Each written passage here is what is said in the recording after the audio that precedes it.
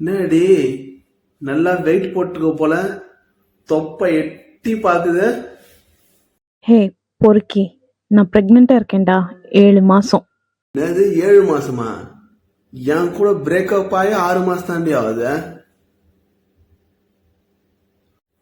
உன் பக்கத்து வீட்டு ஆண்டி இருந்தாங்களே, அந்த ஆண்டி எப்படி இருக்காங்க?